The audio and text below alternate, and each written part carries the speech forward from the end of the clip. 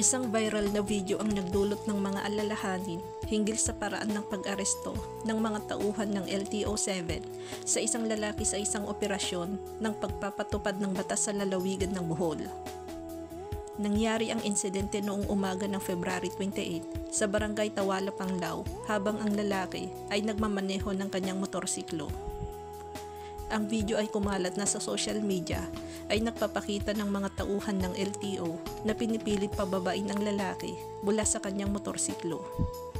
Sa video, maririnig ang lalaki na sumisigaw na siya ay isang magsasaka na nagdulot ng karagdagang katanungan hinggil sa pagiging lehitimo ng kanyang pag-aresto. Sa kalaunan, nalaman ng lalaking sangkot ay ang nakakatandang kapatid ni Brian Velasco, isang dating vice-alkalde ng Panglao. Sa isang panayam sa telepono, ibinahagi ni Velasco na ang kanyang kapatid ay nagtatrabaho bilang magsasaka sa barangay Bulod na matatagpuan din sa Panglao. Ayon kay Velasco, madalas dalhin ng kanyang kapatid ang mga kasangkapang pang-agrikultura tulad ng bolo at kutsilyo habang nagtatrabaho sa mga bukirin. Napaupo na lang siya, kahit sinuntok at hilahin siya pababa, hindi siya lumaban. Kapatid ko siya at magsasaka din po. Sabi po niyang magdala ng kutsilyo at galing po siya sa pag-aani. Sabi ni Velasco na ipinaliwanag na ang kanyang kapatid ay katatapos lang mag-ani nang maganap ang insidente. Ipinahayag ng pamilya Velasco ang kanilang mga alalahanin hinggil sa paraan ng pag-aresto sa kanilang nakakatandang kapatid. Binanggit ni Brian Velasco na hindi kriminal ang kanyang kapatid at binigyan diin na ang mga aksyon ng mga tauhan ng LTO ay tila hindi tama dahil ang kanilang trabaho ay dapat nakatuon sa pag-check ng mga lisensya at mga paglabag sa batas trapiko. Hindi ko mapigilan umiyak kasi kapatid natin yan.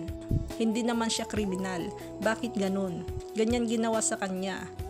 Hindi naman dapat ganun. Hindi naman sila pulis para mangharas na dapat yung expert na taga rito, yung dapat mag-check lahat ng mga papers niya, hindi yung saktan at kuyugin nila.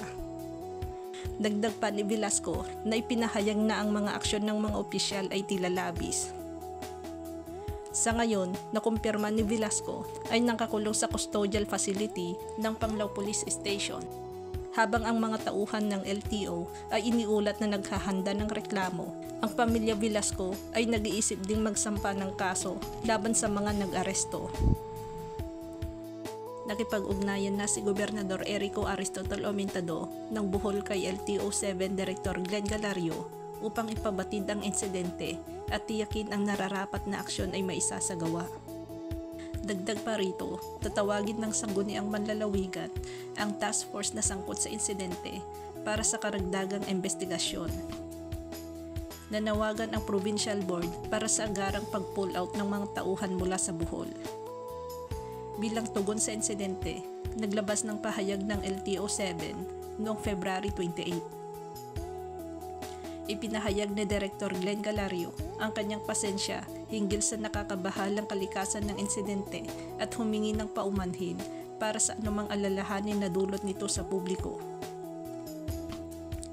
Ang insidente kung saan ang isang matigas ang ulo na individual na may hawak na kutsilyo ay pinigilan at inawat ng mga LTO-7 Field Enforcement Officers ay isang hindi inaasahang pangyayari. Ang kaligtasan ng publiko at ng aming mga tauhan ay nananatiling pangunahing prioridad at kami ay nakatuon sa pagpapanatili ng batas at kaayusan, sabi ni Galario. Idinagdag pa ni Galario na dahil sa insidente, suspindido ang lahat ng operasyon ng pagpapatupad ng batas ng LTO-7 sa lalawigan ng Bohol at inilipat ang mga field enforcement officers na sangkot habang isinasagawa ang isang buong investigasyon. Ang LTO-7 ay seryosong tinutugunan ang anumang mga aligasyon ng hindi tamang gawain.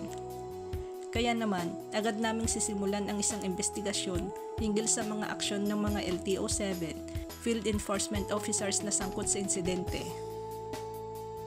Ang investigasyon ay isasagawa alinsunod sa mga nakatakdang proseso at anumang opisyal na mapapatunayan na lumabag sa protokol ay pananagutin. Tiniyak ni Galario sa publiko. Ang sitwasyon ay kasalukuyang iniimbestigahan habang ang LTO at mga lokal na otoridad ay nagtutulungan upang tugunan ang insidente.